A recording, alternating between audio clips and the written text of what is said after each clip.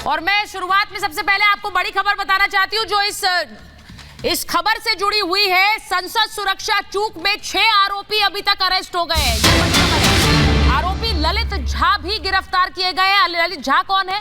जो हंगामे का वीडियो बना रहा था आरोपी, उसे भी गिरफ्तार किया गया। आपने एक तस्वीर देखी जिसमें संसद के बाहर जिस तरह से वो रंग उड़ा रहे थे और वो स्मोक गिरा रहे थे, उसका भी वीडियो बनाया जा रहा था।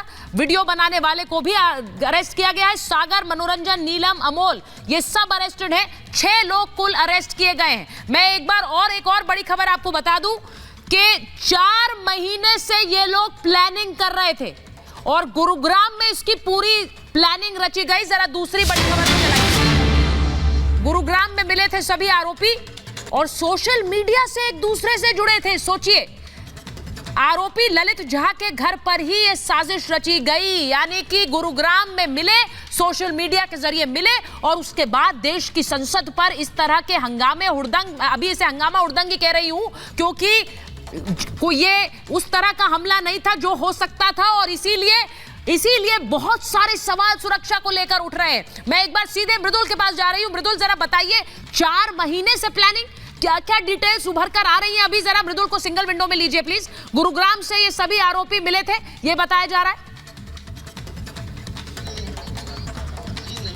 बिल्कुल सुचरिता, सोशल मीडिया के माध्यम से ये सारे मुलाकात करते हैं, फिर गुरुग्राम के फ्लैट में जाते हैं, उसकी भी जानकारी आ गई है। और ये जो सोर्सेज हमारे बता रहे हैं, कई सारी एजेंसीज ने भी इस बात की जानकारी दी है कि एक दूसरे से संपर्क में बने हुए थे और बाकायदा दिन तय किया गया है, ये भी अंदर खाने हमारे सूत्र बता रहे हैं। तो आप सोच सकते हैं, पहले सोशल मीडिया पर मुलाकात होती है, फिर पूरी तैयारी की जाती है और दिन जो 13 दिसंबर का, जैसा अभी आपने अपनी रिपोर्ट में बताया, उसको भी तय किया गया है। लेकिन जो फॉरेंसिक टीम पहुंची थी, उन्होंने उस सैंपल को लिया है क्योंकि हो सकता है, मलूक नागर साहब से जब मैं बात कर रहा था सुचरिता, तो वो कह रहे थे जैसे ही उन्होंने ये स्मोक बम चलाया, धुआं ही धुआं अंदर परिसर में आ गया। और इस बम को अगर आप देखेंगे सुचरिता, तो इस पे वार्निंग लिखी हुई है कि आप इसे 4 दीवारी के अंदर नहीं चला सकते हैं, ये बहुत हानिकारक हो सकता है। ये एक बड़ी बात है और इसलिए हम कह रहे हैं ये स्मोक बम के अलावा कुछ और भी हो सकता था। क्या वो इन्हें प्रोवाइड करवाया गया? वो अंदर तक कैसे ले गए? 4 लेयर की सिक्योरिटी को इन्होंने कैसे ब्रीच किया?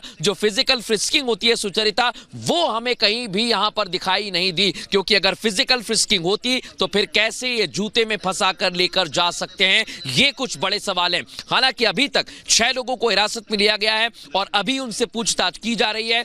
हो तो ये भी सकता है कि इनके साथ साथ कोई और हो और इसलिए सुचरिता, बार बार जो हम कह रहे हैं कि इन्हें पास दिया गया, पास में एक एक जानकारी दी जाती है, वो जानकारी भी इन्होंने साझा की। और उसके बाद ये मोबाइल फोन कहां से लेके आए थे, क्या इनके फोन में कुछ चीजें हैं, क्या इन्होंने किसी से ये घटना से पहले बातचीत की थी? यहाँ पर सिर्फ 6 आरोपी नहीं है, इस तरह की प्लानिंग करना, कोई इन्हें उकसा रहा था।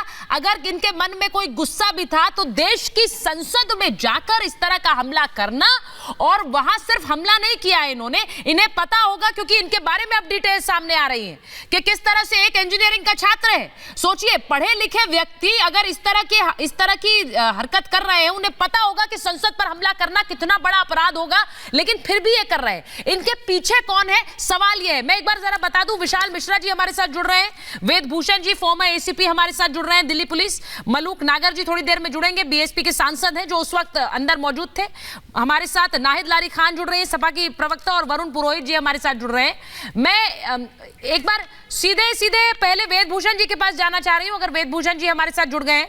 ये बहुत बड़ी चूक है और जिस तरह से दिल्ली पुलिस जिस तरह से इस पूरे मामले में अभी जांच कर रही है, मैं आपको बताऊं कि 2 तरह की जांच चल रही है। विजुअल चलाइए जरा स्क्रीन पर। 2 तरह की जांच इस वक्त चल रही है, एक दिल्ली पुलिस कर रही है, एक पार्लियामेंट सिक्योरिटी अपनी तरफ से कर रही थी। तो वो जो है, अगर वेद भूषण जी को माइक दे दीजिए मृदुला।